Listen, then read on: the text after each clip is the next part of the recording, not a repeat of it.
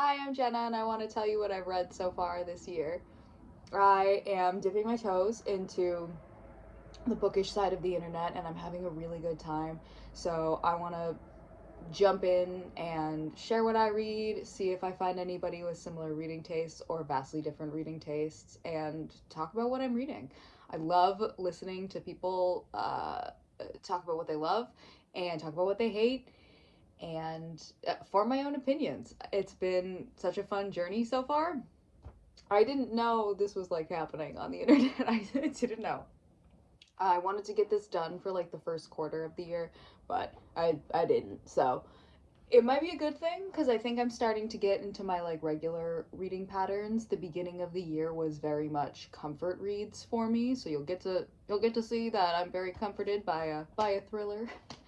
But now we're starting to branch out. I like to read like a comfort read, like a classic, something more diverse, whether it's from a different country, from a different background, and then like whatever, if a friend recommends a book or if I don't know, I get inspired to read something that I find at a thrift store. I try my best to do that. And yeah, the first half was very heavily influenced by comfort reads and the bookish side of the internet, and now we're forming our own human opinions again, which is nice. But let's get started because I started off the year with a bang. I read Pretty Girls by Karen Slaughter. And that was a lot to start the year off with. It is heavy.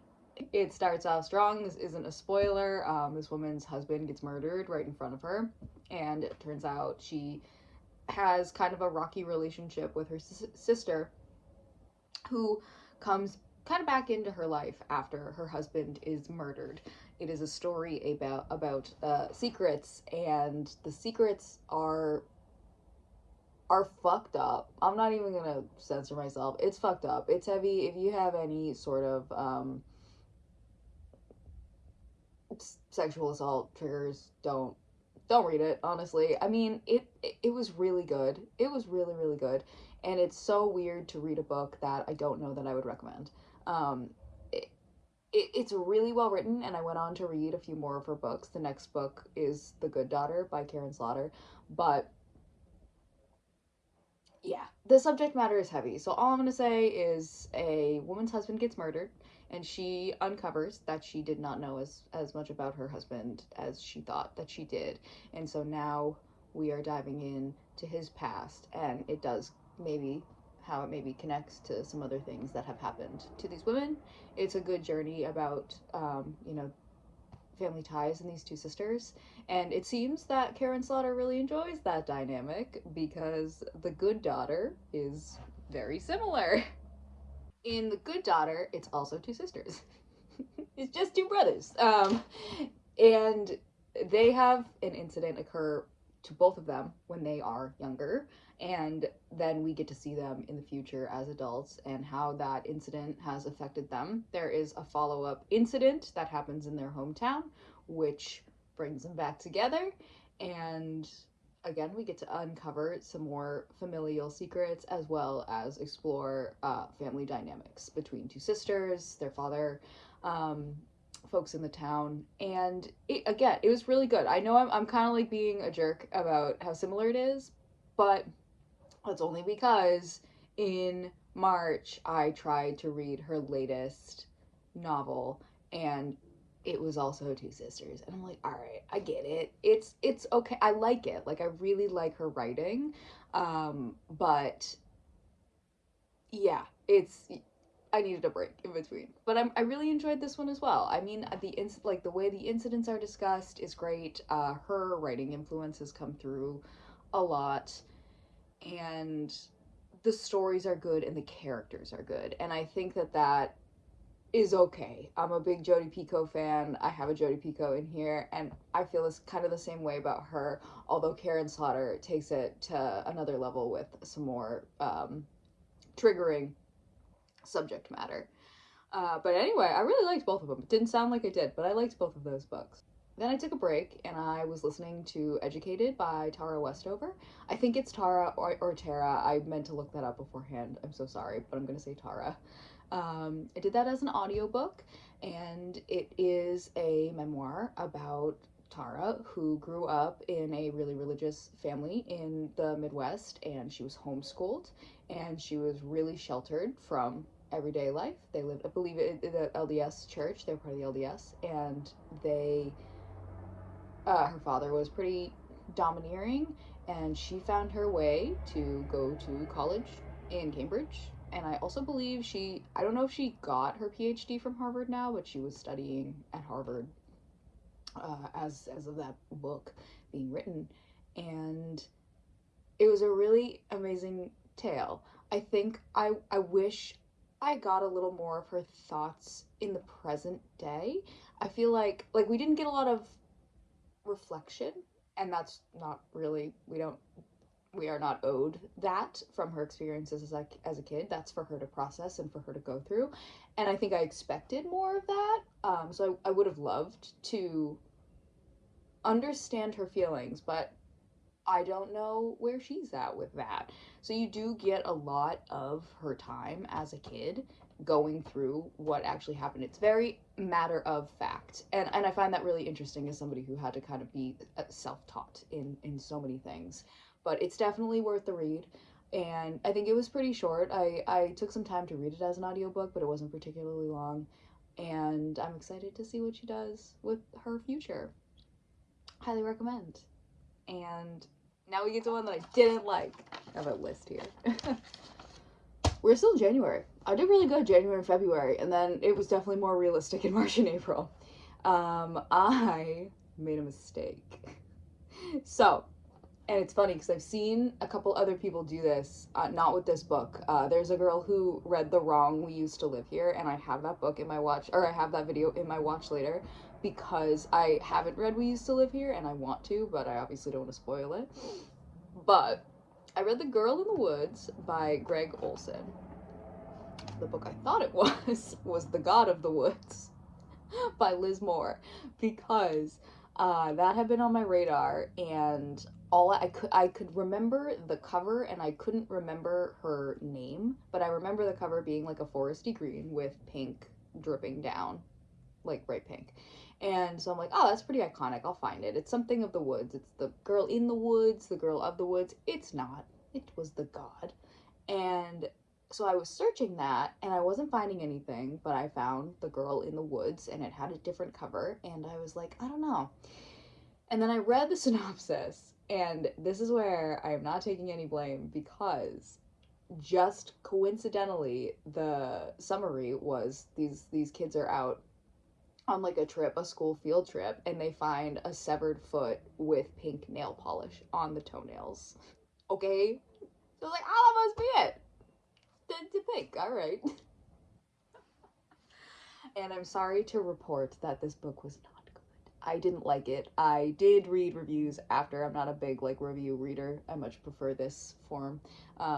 But some people definitely saw what I saw. It was like a detective novel. I think it was the debut of this pair, Stark and Waterford. I think he's written more books with them as a duo since. And it was just ridiculous. Like, the murder, I'm sorry, it wasn't interesting to follow. There was this whole side plot with this family, and it you only needed it because he decided that's how the murder happened, but you get this whole backstory that's kind of irrelevant through these detective interviews. I guess it kind of serves a purpose to get to know the detectives more, but I don't know. It was so bad. I'm so sorry.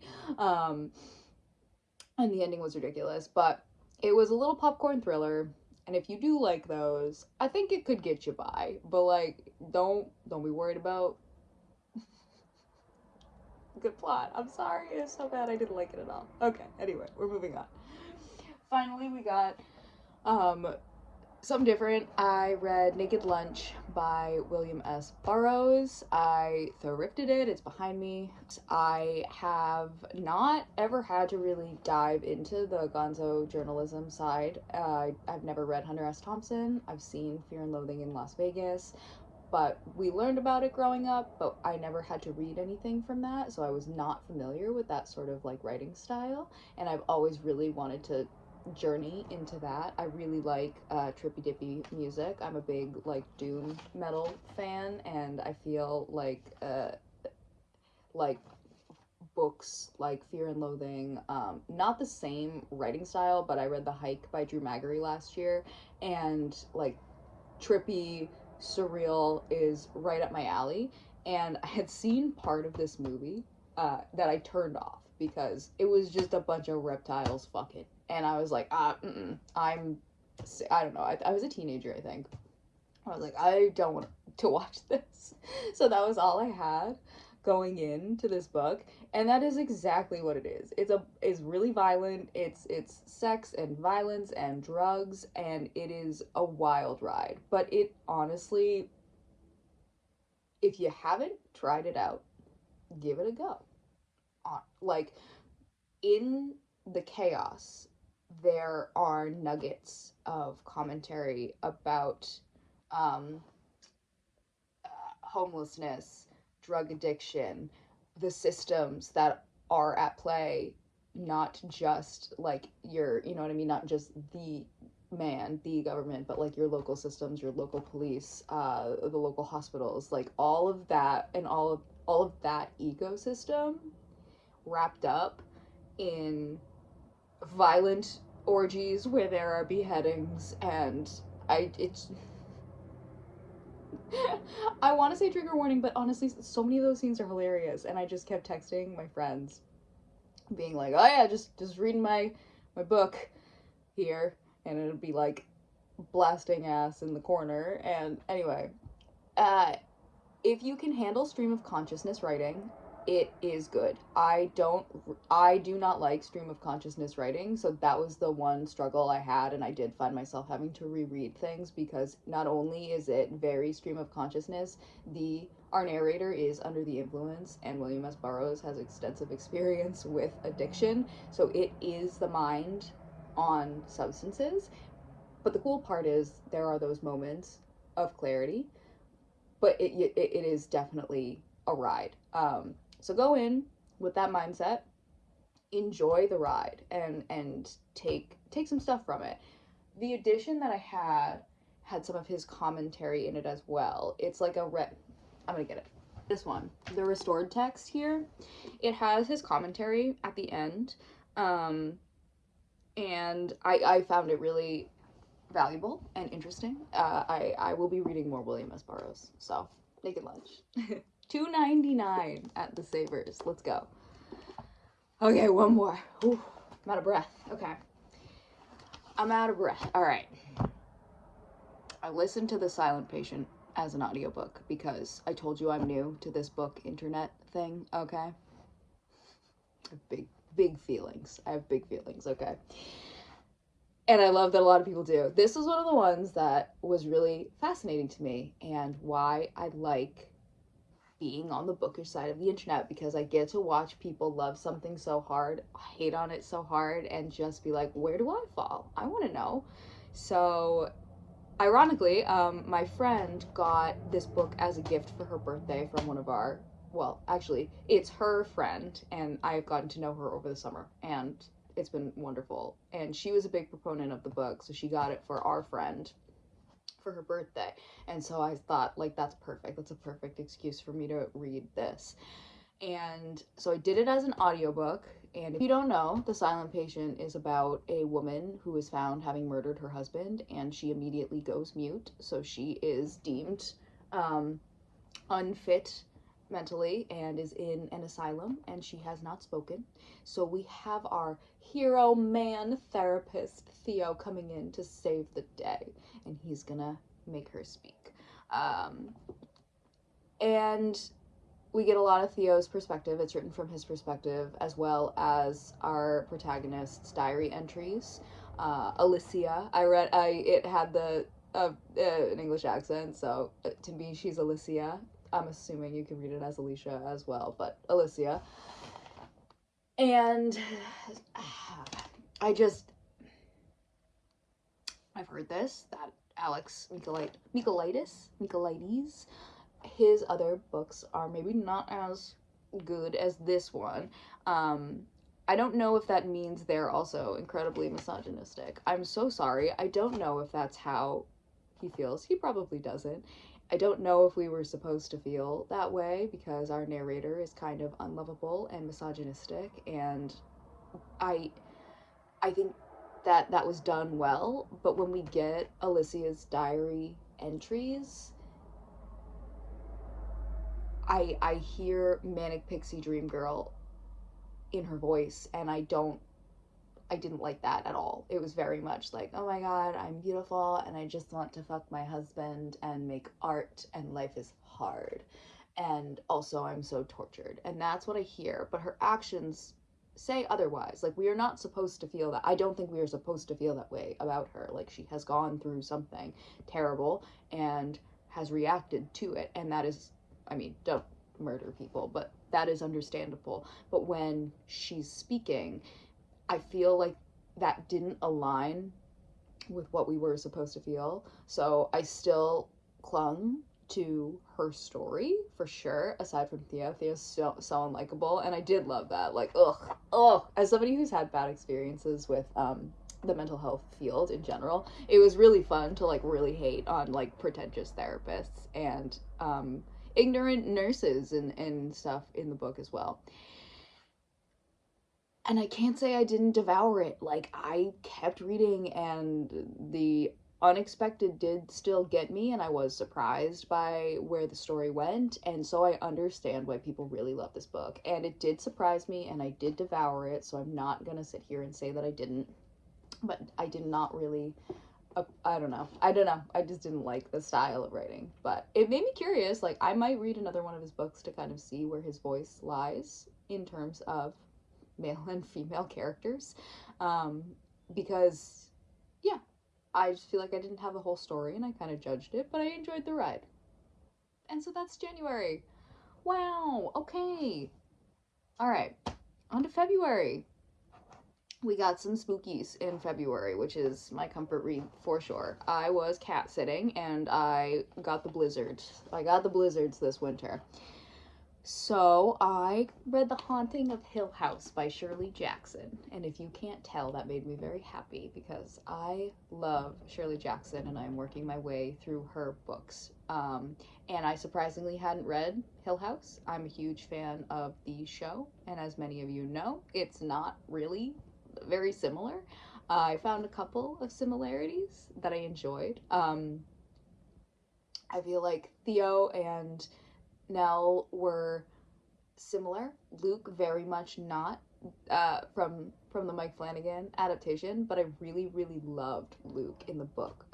His whimsy broke up the tension between Theo and Nell, and I surprisingly really liked the Doctor. I thought he was like pretty rational and curious for what the situation was, and it kind of made the ride enjoyable.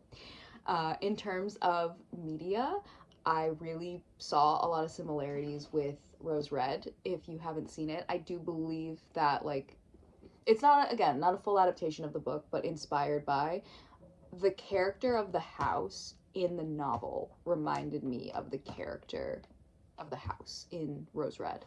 And especially the statues, especially the way the rooms were described. I love it. I love a haunted house story. Again, if you don't know, it's about a doctor who brings together a group of kind of gifted folks to this haunted house that is seemingly alive and building itself, and he's trying to kind of awaken its powers. And it's only 3, which I kind of love. I never really thought about that until just now, how I feel like we get big groups of people when we're trying to like awaken something, and having a smaller group of 3 was really impactful because we get to really dive into their stories and their abilities and what they bring to this strange situation. It was great. Short read. I took my time reading it, but it's a short read, so if you're looking for something short and good, read it. I will never say anything bad about Shirley Jackson. And keeping the woman, like, oh my god, keeping the female power going, I listened to The Woman in Me by Britney Spears, and it is just as good as everybody says. It is our lovely Britney's memoir, and I could have read 5 million more pages of this. There are, you know, you really, really feel for her as a woman going through the music industry in the 90s and early 2000s. You get to see what she went through and how she was treated and how she handled that. And I just wish that she had more familial support. That is, I think, what broke my heart the most, other than the big obvious things that we learn. But she honestly is such a beautiful soul. The way she wrote about her experiences and the way she talks about music and dance and who she met in the industry in a positive way. Lenny Kravitz, Steven Tyler, and other big hip hop moguls.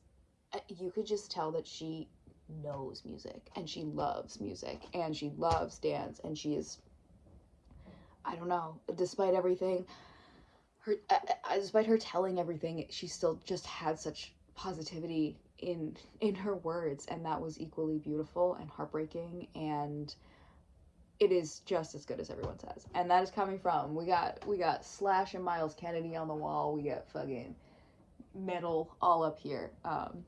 But I was also a cheerleader and a dancer growing up, so like I love me some pop music, and so good. Highly recommend. Changing it up, I guess. This was definitely I read during the blizzard. I read Odd and the Frost Giants by Neil Gaiman.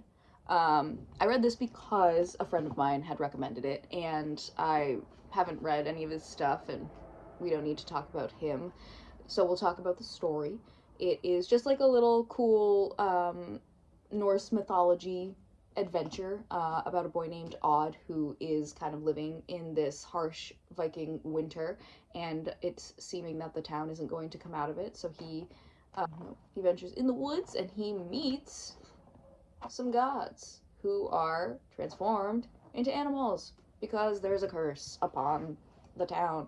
And so they work together to go find the frost giants who have given them an eternal winter. So read it in an afternoon during a blizzard, and it was really good. Super good, super cute. Fun to change it up. And the last two books I read in February, I started reading Paul Tremblay, and I will give Sarah Hawkinson on YouTube, and she goes by Possessed by Horror, and she also has her own like vlog channel.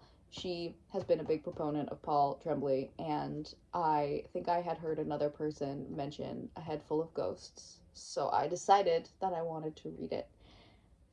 5 stars.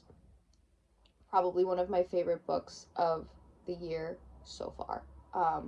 So good. We've got more 2 sisters. I don't have a fucking sister. I read all these fucking sister novels this year. We've got 2 sisters, a teenager and I believe she's 8 or 9 at the time. And we get their perspective as they're going through a seeming possession. The older sister seems to be possessed. We also get the perspective of the younger sister in the future, and we also get like a third point of view via a blog, a horror commentary blog, and that is so good. It breaks up the heaviness of the story a lot. I really enjoyed that portion of it. And you can tell that Paul Tremblay is a horror fan by the way he speaks about horror movies. I mean, you know, the blogger. But it seems that our older sister is possessed, and they end up being being filmed. And a pastor comes to the house to do an exorcism, or priest, whatever.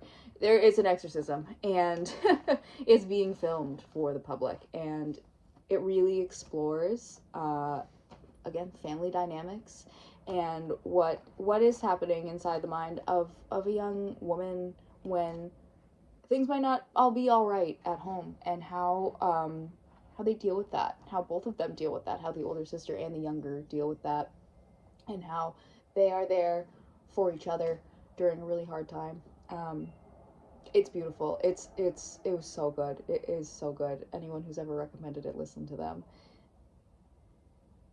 That's it. Go read it. And so I followed that up by reading Horror Movie by Paul Tremblay also. I liked this one a lot. I didn't like it as much, and that's fine. I found the themes in it very interesting and also heartbreaking.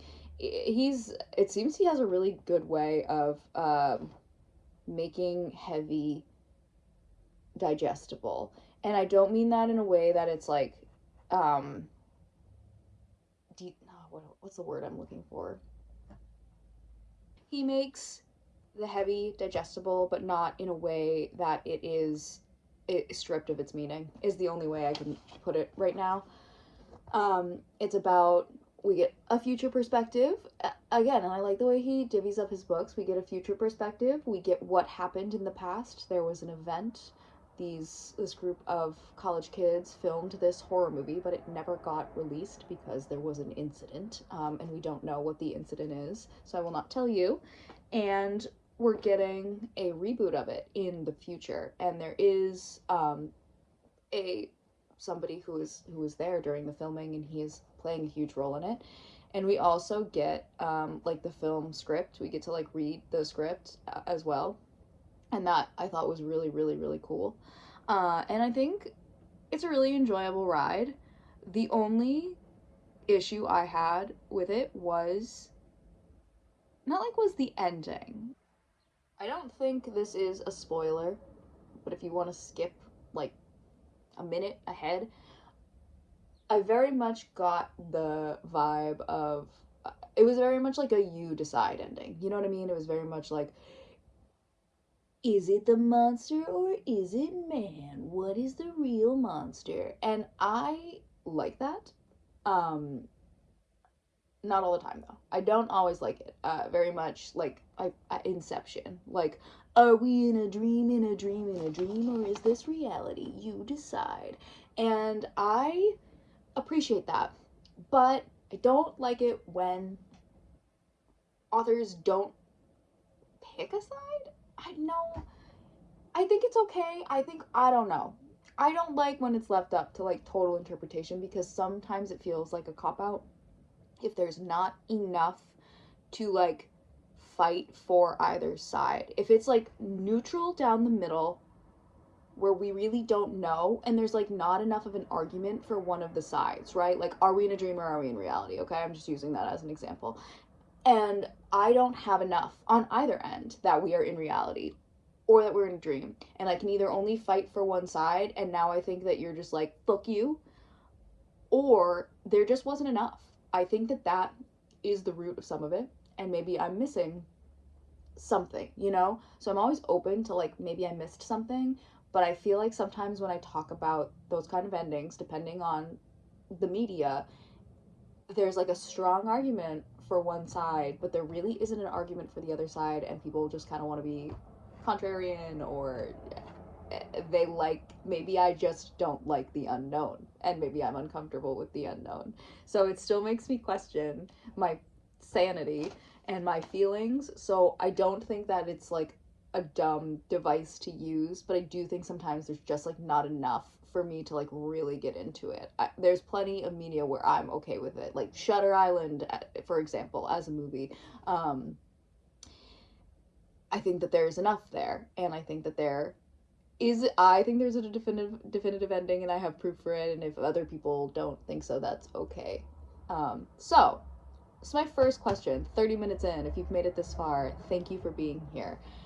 If you have a book, or even a movie, if you have a book that has an ending like that, where it's kind of ambiguous, and you love it, let me know. Because I think I might want to deep dive into this a little bit more, because I actually do think it is like a personal thing I've got going on. So it's something I'd like to explore. So if you have any books that are very much, you know, left up to interpretation, send them this way. I'll read them. And that wraps up February. So March and April are pretty short, so if you want to stick with me for the last half of this video, I appreciate it. And these books are a little bit more modern, I guess. We did a little bit of contemporary friggin', actually, yeah, wow, okay, all right, anyway, these books are kind of like contemporary, So we got 3 for March and 3 for April. So stick around, and then I'll stop talking and hopefully be making one a month of these. Okay, so March, I listened to The Troop by Nick Cutter. Blech. Gross. Gross. Could have used a trigger warning on that one. Tell you what, body horror, bugs, creepy crawlies, meanie boys. It's really good. I know a lot of people really like this book. I didn't realize, I'm learning this year that I really like a thriller more than like a horror book. I like a horror movie all day. I will watch Terrifier, but you know what I can do during Terrifier? Just plug my ears, close my eyes, and like understand what's going on. I'm learning that when I'm reading it, I can't look away. You know what I mean? Like, I can't look away. I either have to sit through what is happening, or I gotta not know what's happening. Famously, I have done this with another book. If you've read Mr. Michaleidis, there is a scene with our protagonist's mom where she eats something, and I knew what was happening, and I read most of it, and it's burned in my brain, and then they made a show, and then that was burned in my brain too, and I don't even think I read the whole passage, but it's the most gruesome thing I've ever read. But The Troop's really gross. It's about a group of Boy Scouts that are on a remote island in Canada, and it seems that they have not come alone, and there is a very sick man on the island, and they're stuck there with their scoutmaster, and chaos ensues. We get to learn where this man came from, which those parts I did like, but honestly were equally gruesome. And that's all I'm gonna say. I am not talking about what happens in that book. I think it's really gross. If you want to be grossed out, read it. But yeah, it's good. I want to read more of his books. I think he has a book that's kind of more on like the cult end of things. I think I want to check that one out, but I might stay away from some of the more body horror books. That's it. Moving on. Made a whole video about King Sorrow by Joe Hill. That was my little first book video that I posted, and it is a big boy. I read that in March. It is Joe Hill's latest novel. If you don't know who Joe Hill is, he is the son of a very famous tennis player. If you listen to last podcast on the left and you know what I'm talking about, you are my people. But it's a journey. It's an epic fantasy journey. I'm gonna keep it short because I made a whole video about it. You should read it if you like fantasy, if you like thrillers, if you like old school literature and dragons and King Arthur and fairy tales. If you like it, you should read it. We have a group of college kids who have gotten themselves in quite the pickle. One of our main dudes, Arthur, gets involved in selling rare books. He gets in a pickle with these mean, stupid townies. And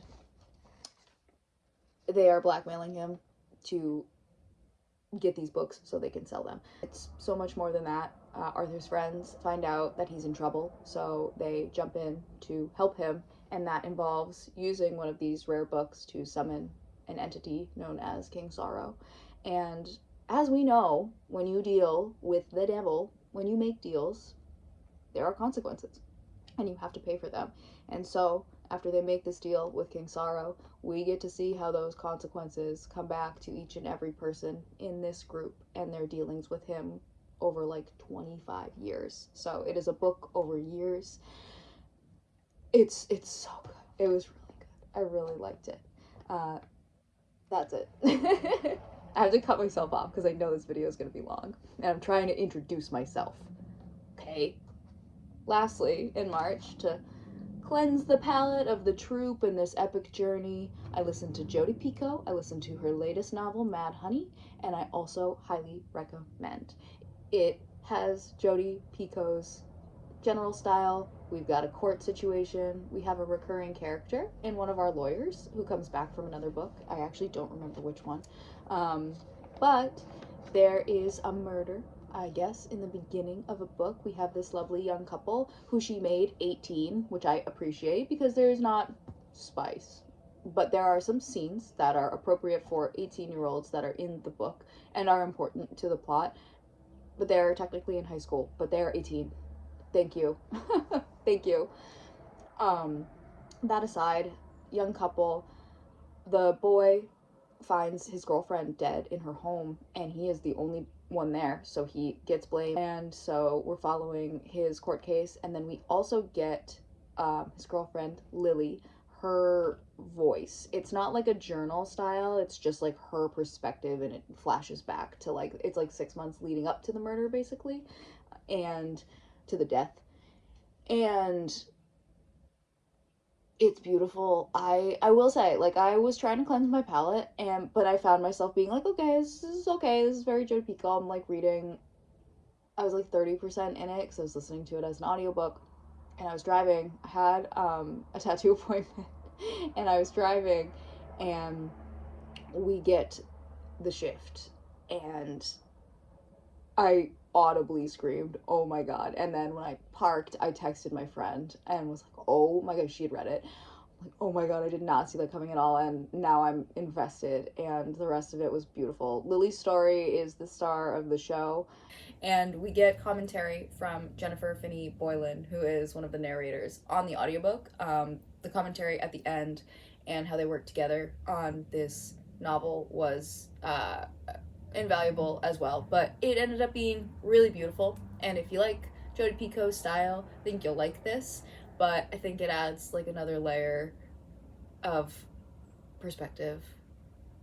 And yeah, that's all I'm gonna say, because that's the important part, and I'm not gonna spoil it. You have to sit through the first 30% of it also, okay?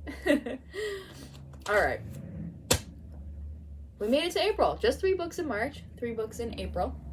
I finally read Yellowface by R.F. Kuang. That's been on my list for a while. I think I was skeptical that I wouldn't like it because I actually didn't know what it was about. And again, thanks to the internet, somebody was talking about the plot, and I was like, oh. I didn't know that's what it was about. So I picked it up, and I so good. Up there too. Like, I think Headful of Ghosts and Yellowface, King Sorrow too. King Sorrow is just a monster of a book, literally. So those are like my top 3 books so far this year. But Yellowface is about an author who dies in a crazy accident in the beginning, and that's not a spoiler. She dies, and her author friend Juniper is with her when she dies. And let's just say there's more than some inspiration taken from her tragic death, and her friend becomes a very successful author, just like she was and just like she always wanted. But there are consequences to that, and oh my god, oh my god, did I hate Juniper? This is terrible. This is terrible to say. It made me realize that some of my insecurities are when I feel guilty about feeling jealousy or envy or anything like that. I feel it very normally, because that was a whole other level of fuckery, and so it was like weirdly validating. I thought it was interesting, and yeah, I thought it was great.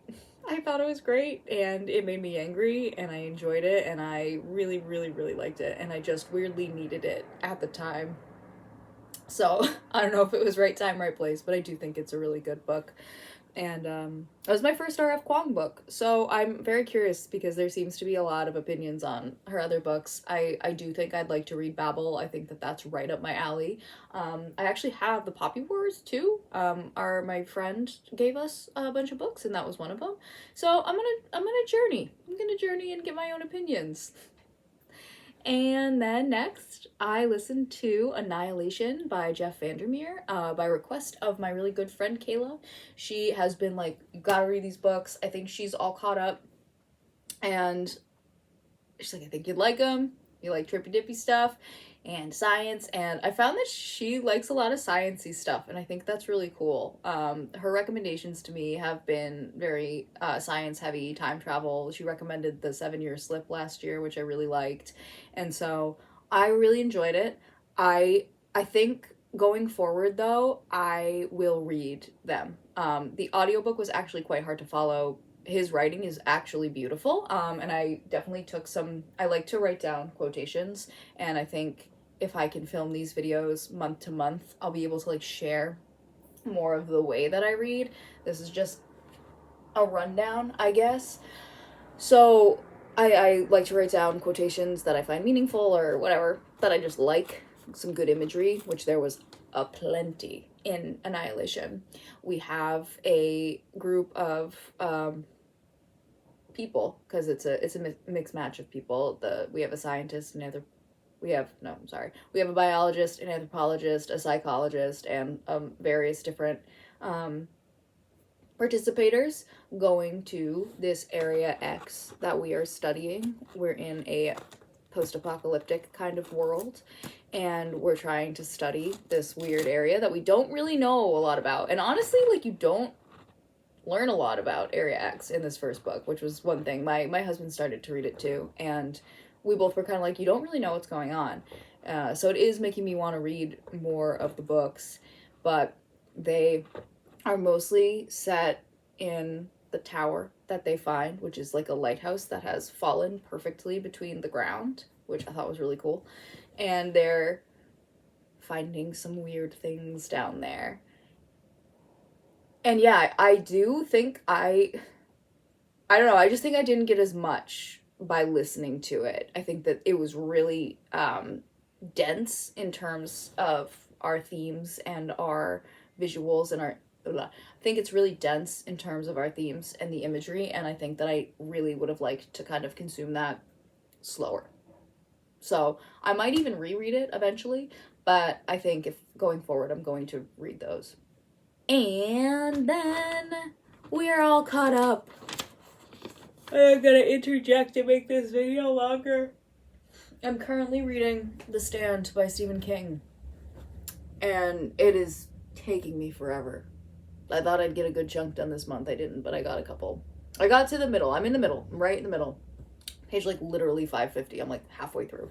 So, yeah. Well, that'll probably be its own video for sure. So I was trudging through that, and then I stopped to read Heart the Lover by Lily King, because I had heard some people talking about it, and it was available on my little e-reader. I guess I haven't mentioned, I've only kind of distinguished when I've, like, listened as an audiobook, but I do use my iPad, and I have Hoopla, and I have Libby on my phone.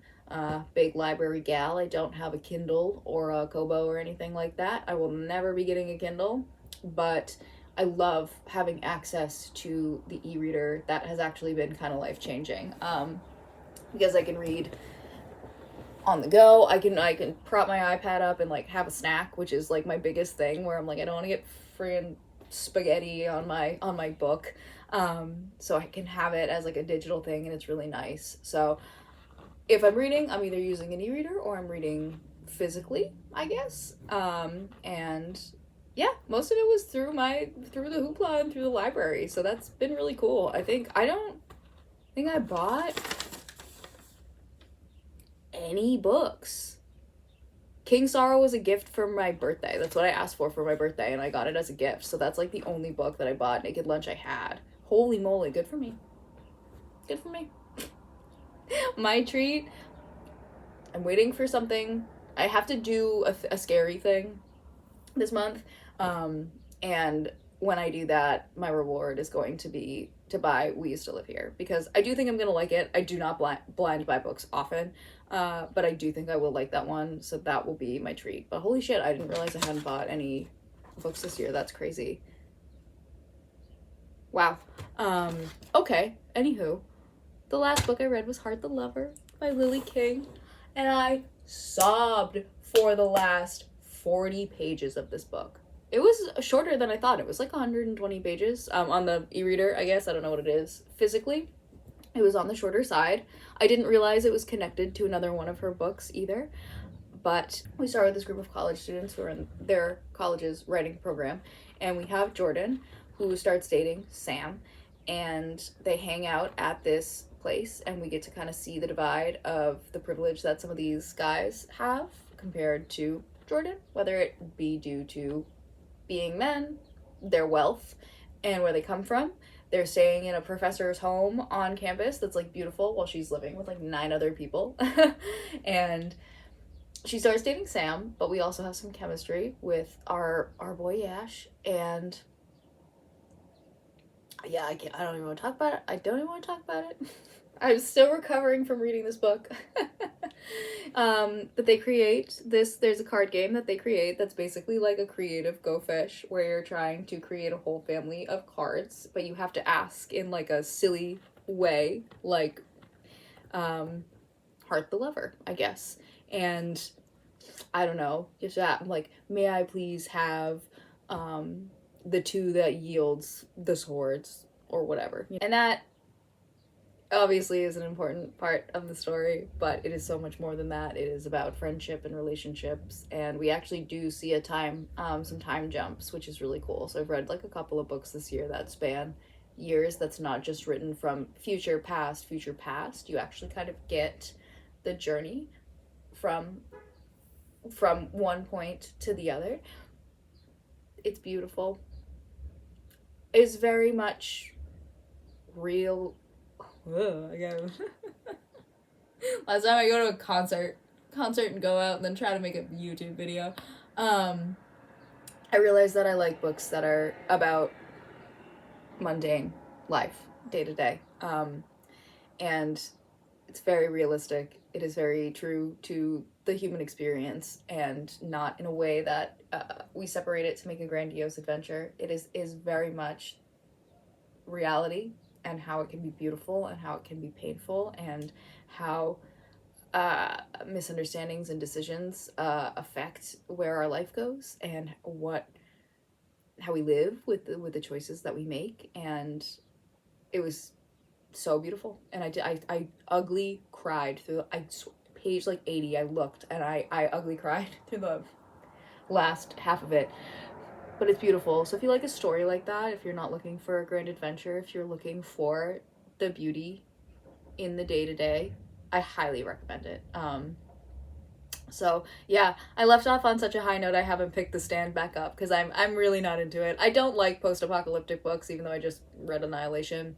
So I love Stephen King, and I know a lot of people love The Stand, but I'm doing it because I'm reading all of his books, truly. And everybody does love it, so I do want to see what everybody likes. So that's where I'm at for May. So I'm trudging through The Stand. I don't think I'm gonna finish it in May. If I do, that would be cool. But I'm reading that. I'm reading Remarkably Bright Creatures right now. And like, I probably should just stop talking because those books are gonna come later, and I just filmed like an hour. So if you made it to the end of this, hi again, and I hope we can talk about books. And I did give you an assignment, so if you have any books that are very much like an ending that's left up to your interpretation, you know, very much like, is it monster, is it man, are we in a dream or are we in reality? It's, you know what I mean? If you have one of those, let me know, and I'll read it. And I think that's it. I'm having fun doing this even if nobody sees it. I'm having a lot of fun here. I'm having some fun on TikTok. I'm GoBabs412 on TikTok, I think is my handle. I don't know. My name's Jenna Lee. It's weird, so that's me on TikTok, doing this in much shorter form. But if you stuck around, I appreciate it. If you just looked at my little list that I might write in the bottom, cool. And I think that's it. That's my long outro. My cat's sleeping behind me if you want to see her. And then I will say adieu. Until next time. I don't know what the next video is going to be, but I hope to see you there. Ugh. Ready? It's blossom. Sorry, did I wake you from your slumber? Okay. Okay, bye.